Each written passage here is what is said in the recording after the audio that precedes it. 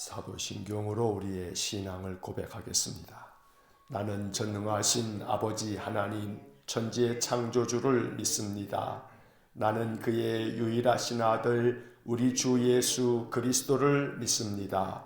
그는 성령으로 잉태되어 동정녀 마리아에게서 나시고 본디오 빌라도에게 고난을 받아 십자가에 못 박혀 죽으시고 장사된 지 사흘 만에 죽은 자 가운데서 다시 살아나셨으며 하늘에 오르시어 전능하신 아버지 하나님 우편에 앉아 계시다가 거기로부터 살아있는 자와 죽은 자를 심판하러 오십니다.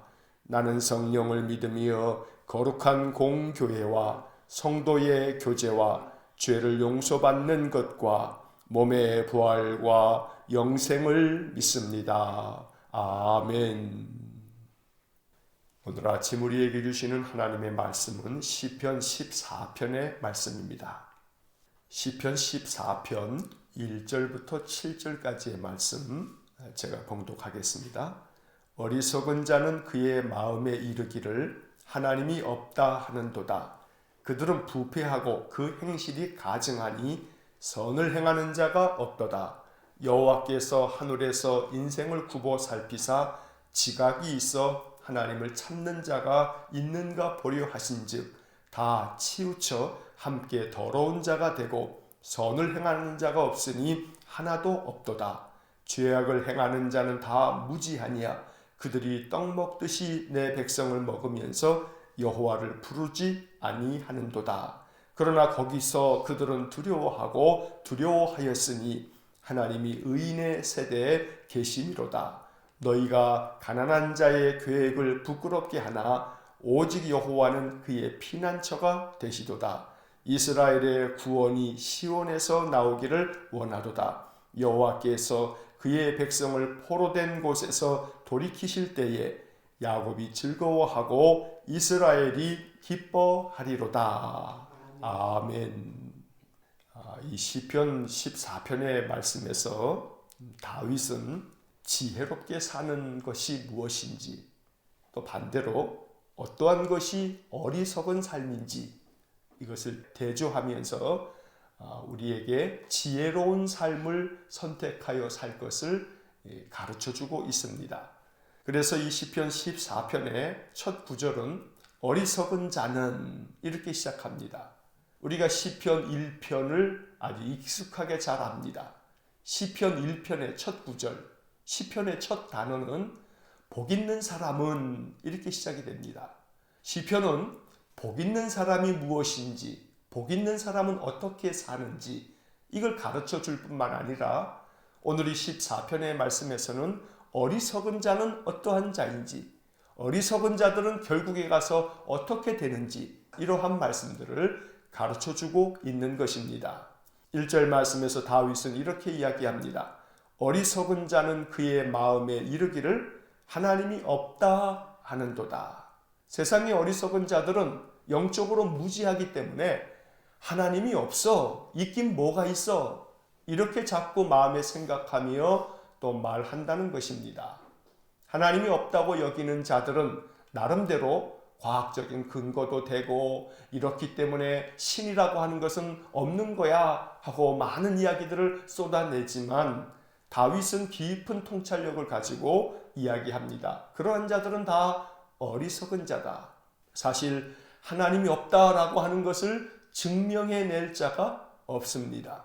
그러면 반대로 있다는 것을 증명해낼 자가 있느냐라고 이야기한다면 우리 인생이 모든 우주 만물을 창조하신 하나님을 증명해낸다라고 하는 것 자체가 이것이 논리적인 모순이 됩니다. 왜냐하면 신은 인간이 이르를 수 없는 그런 영역의 존재이면서 만약에 인간이 신을 증명해낸다면 그러면 그건 신이 아닙니다. 결국 창조주 하나님을 우리 인생들이 도무지 헤아려 알 수도 없을 뿐만 아니라 하나님을 증명해낼 수 있는 방법이 도무지 인간에게 없음에도 불구하고 인간은 하나님이 없다라고 말한다는 것입니다. 성경은 하나님을 이야기하면서 창세기 1장에서 하나님은 천지 만물을 창조하신 분이다 라고 가르쳐 줍니다. 그런데 우리 인간이 고작해야 우리가 이 우주 만물 가운데에서 인간의 발이 어디까지 갔냐 하면 아직까지도 달까지밖에 가본 적이 없습니다. 그러면 우주 공간 안에서 그저 우리가 과학에서 일반적으로 얘기하는 이야기로 이야기하더라도 이 광대한 우주 공간에서 태양계라고 하는 것은 점으로 찍을 수도 없을 만큼 작은 그러한 공간인데, 이 태양계 안에서도 태양을 중심으로 해서 수성, 금성, 지구, 화성 이렇게 해서 쭉 되어져 있는 이 행성들 가운데 인간은 가까이에 있는 금성이나 화성조차도 가본 적이 없다는 겁니다. 고작해야 그저 지구에 가까이 붙어 있는 달에 가는 것밖에는 해본 적이 없는 인간이 이 우주 만물, 광대한 우주를 창조하신 하나님이 있다 없다를 논하는 것 자체가 이것이 어불성설인 것입니다. 그래서 다윗은 하나님이 없다 말하는 자들은 모두가 다 어리석은 자다, 이렇게 이야기를 하는 것입니다. 그리고 다윗은 그렇게 어리석은 자들, 하나님이 없다고 이야기하는 자들이 결국 하나님이 없으니 우리 인생 우리 마음대로 살아도 되는 것이지 이러면서 그들 모두가 다 부패하고 행실이 가증하다, 그리고 선을 행하는 자가 하나도 없다, 이렇게 탄식하면서 말하는 것입니다. 하나님이 계시기 때문에 그 하나님은 또한 심판하시는 하나님이라고 성경에서 가르쳐주고 있기 때문에 하나님을 섬기는 믿음의 사람들은 여호와 하나님의 크신 사랑을 우리가 받아 누리면서 살기도 하지만 그 하나님은 심판하시는 하나님이시기 때문에 그 하나님을 경외함으로 두려워함으로 우리의 마음의 부패함을 끊임없이 닦아내고 또 모든 행실을 선하게 살아가고자 애쓰는 것, 이것이 우리 인생의 도리인 것입니다. 그렇기 때문에 다윗은 이 14편 1절의 말씀을 통해서 결국 하나님이 없다고 주장하는 어리석은 자들은 하나님이 없으니 우리를 심판할 자가 없는 것이다 라고 여기고 그들의 행실이 더욱더 부패하고 가증하고 악을 행한다고 말하고 있는 것입니다. 하나님이 계시기 때문에 우리는 여전히 우리의 마음에 악함이 있다 할지라도 끊임없이 주님의 말씀을 통해서 우리 자신의 행실을 늘 새롭게 하려고 끊임없이 애쓰고 있는 것입니다. 이것이 지혜로운 자의 삶이라고 다윗이 가르쳐주고 있는 것입니다. 2절 이하의 말씀을 보면 여호와께서 하늘에서 인생을 굽어 살피사 지각이 있어 하나님을 찾는 자가 있는가 보려 하신즉 다 치우쳐 함께 더러운 자가 되고 선을 행하는 자가 없으니 하나도 없도다. 다윗의 탄식은 결국 하나님께서 하늘에서 우리 인생들을 굽어 보시면서 과연 지각이 있어서 하나님 찾는 자가 있는가? 그리고 그렇게 하나님께서 이 인생들을 바라봤지만 아무리 살펴봐도 지각이 있는 자가, 지식이 있는 자가, 깨닫는 자가 하나도 없더라는 겁니다. 모두가 다 치우쳐서 악을 행하고 더러운 일을 행하면서 선을 행하는 자가 하나도 없다고 다윗이 이렇게 탄식하며 말하고 있습니다. 오늘 이 2절과 3절의 말씀들, 이러한 말씀들을 아마도 거의 1000년의 세월이 지난 후인 사도 바울이 이 다윗의 시편을 읽고 묵상하면서 그 마음에 깊은 깨달음이 있었기에 사도 바울 역시 로마서 3장에서 이 시편 14편의 말씀들을 인용하면서 이렇게 이야기하는 겁니다. 로마서 3장 10절부터 12절까지의 말씀에 보면 이런 말씀이 기록되어져 있습니다. 기록된 바 의인은 없나니 하나도 없으며 깨닫는 자도 없고 하나님을 찾는 자도 없고 다 치우쳐 함께 무익하게 되고 선을 행하는 자는 없나니 하나도 없도다. 이 로마서 3장 10절로 12절까지의 말씀은 사도 바울이 이 다윗의 시편 14편을 인용해서 이야기하고 있는 것입니다. 모든 사람들이 다 치우쳐서 악을 행함으로 말미암아 의인은 없나니 하나도 없다고 사도 바울도 탄식하였던 것입니다. 그래서 오늘 다윗의 이 시를 바라보면 결국 온 세상이 죄악이 가득하고 온 세상이 어리석은 자로 가득하기 때문에 이러한 세상 가운데서 살면서 가장 복되며 지혜롭게 사는 길은 하나님이 없다라고 하는 사람들의 주장에 우리 마음 빼앗기지 아니하고 늘 하나님이 계셔서 우리와 함께 동행하시고 우리 인생을 굽어 살피며 우리에게 은혜를 베푸시는 분임을 늘 깨닫고 살아가는 것, 이것이 지혜로운 인생이라고 오늘 시편 14편은 우리에게 가르쳐주고 있는 것입니다. 4절의 말씀을 보면 죄악을 행하는 자는 다 무지하냐, 그들이 떡 먹듯이 내 백성을 먹으면서 여호와를 부르지 아니하는도다. 과연 죄악을 행하는 자들이, 그 악행을 행하는 모든 자들이 그들이 정말 무지한 자냐? 그렇지 않다고 자기들은 주장하지 않냐? 사실 그렇게 악을 행하는 자들 모두가 다 자기는 자기 자신이 가장 지혜롭다고 여기지만, 그러나 죄악을 행하는 그러한 사람들이 다 무지하냐? 자기들 말로는 자기들은 무지하지 않다고 말하지만, 그러나 그들 자신이 모두가 다 무지한 것이 아니냐? 다윗은 이렇게 말하고 있습니다.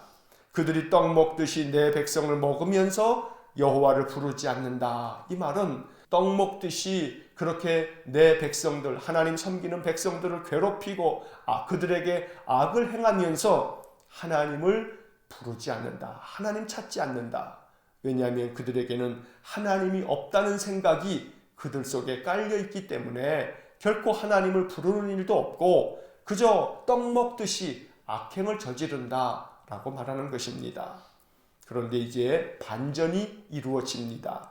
5절 말씀에서 다윗은 이 어리석은 자들이 결국에 가서는 어떻게 될지에 대하여 이렇게 이야기합니다. 그러나 거기서, 이 말씀이 중요합니다. 그러나 거기서 그들은 두려워하고 두려워하였으니 하나님이 의인의 세대에 계심이로다. 여기서 다윗이 말하고 있는 그러나 거기서, 거기라고 하는 것은 바로 장차 이제 하나님께서 내리실 인생들을 심판하실 그 심판의 자리를 말하는 것입니다. 그렇지만 인생을 살아가면서 악행을 저지르면서도 하나님은 없다고 주장하는 그러한 사람들이 이제 그 심판의 자리, 바로 거기에서는 모두가 다 두려워하고 두려워할 것이라고 말씀하는 것입니다. 오직 하나님은 의로운 사람들과 함께 계시는 것을 바라보면서 악을 행하는 모든 자들이 바로 거기서 그 심판의 자리에서 두려워하고 두려워할 것이라고 다윗이 말하는 것입니다.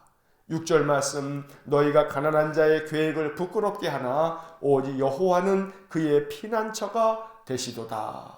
너희 악을 행하는 자들이 가난한 자들을 괴롭히고 가난한 자들이 계획하는 것들을 무너뜨리고 방해하고 이러한 악행을 저지르지만, 그러나 오직 여호와께서 그들의 피난처가 되어주실 것이다. 오늘 우리의 인생의 삶에서 결코 하나님이 없다고 그저 자기만 잘난 체 하는 이 세상의 악을 행하는 자들, 어리석은 자들을 우리가 따르지 아니하고 오직 성경의 말씀을 통해서 의를 행하며 선을 행하며 여호와를 쫓는 그런 신실한 믿음의 사람들을 바라보면서 그들의 뒤를 따라가는 그런 지혜로운 인생의 삶이 되기를 간절히 축원합니다. 여호와만이 나의 피난처입니다 고백하면서 사는 사람들, 오직 여호와 하나님께서 늘 나와 함께 계심을 믿습니다. 여호와께서 지금도 나와 함께 계심을 나는 믿습니다. 이렇게 고백하며 사는 지혜로운 사람들, 우리 역시 마찬가지로 그러한 인생을 선택하였고 그러한 삶을 지금 살아가고 있는 줄로 믿습니다. 세상에 하나님이 없다 하는 사람들은 도무지 이 새벽에 예배당에 나와서 이렇게 깨어 있어서 하나님께 예배하는 우리들을 도무지 이해할 수 없다 할 것입니다. 그 시간에 잠을 자지 왜 새벽에 깨어서 그 새벽에도 교회를 가느냐고 그렇게 이야기할지 모릅니다. 그러나 그들은 그 깊은 하나님의 그 은혜를 알지 못하기 때문에 하나님 없다 주장하면서 그 어리석은 길을 선택하는 것입니다. 하지만 우리는 압니다. 여호와는 우리의 피난처가 되시고 우리의 마음을 지키시는 산성이 되시기 때문에 우리가 날마다 하나님을 의지하며 살아가는 삶이 우리의 마음에 얼마나 위로가 되고 얼마나 힘이 되고 얼마나 이것이 지혜가 되고 얼마나 이것이 축복이 되는지를 우리는 아는 것입니다. 그러므로 이 세상에 스스로 지혜롭다 여기는 어리석은 자들을 우리가 쫓지 아니하고 오직 여호와를 피난처로 삼아 살아가는 신실한 믿음의 사람들의 길을 우리가 늘 걸어갈 수 있기를 간절히 축원합니다. 마지막 7절 말씀을 보면 이스라엘의 구원이 시온에서 나오기를 원하도다. 여호와께서 그의 백성을 포로된 곳에서 돌이키실 때에 야곱이 즐거워하고 이스라엘이 기뻐하리로다.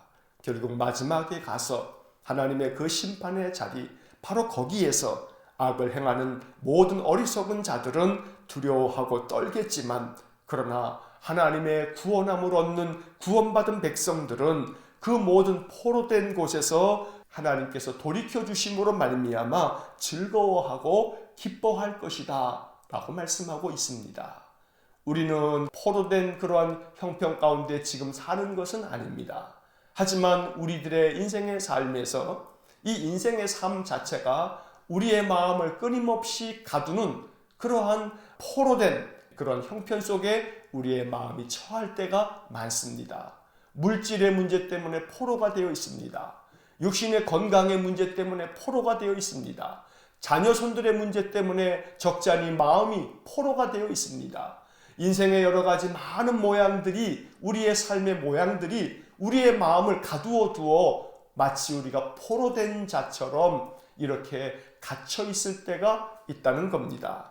하지만 중요한 것은 여호와를 나의 하나님으로 삼고 여호와를 나의 피난처로 삼는 사람들의 마음에는 그 모든 포로된 것들에게서 자유를 주시는 하나님을 우리가 만나게 되고, 하나님 앞에 모든 것을 의탁하며 살아가는 지혜로운 사람들은 어떤 것으로도 사로잡히지 아니하고 포로되지 아니하고 참된 자유 안식을 누리면서 즐거워하고 기뻐할 것이라고 교훈하고 있는 것입니다.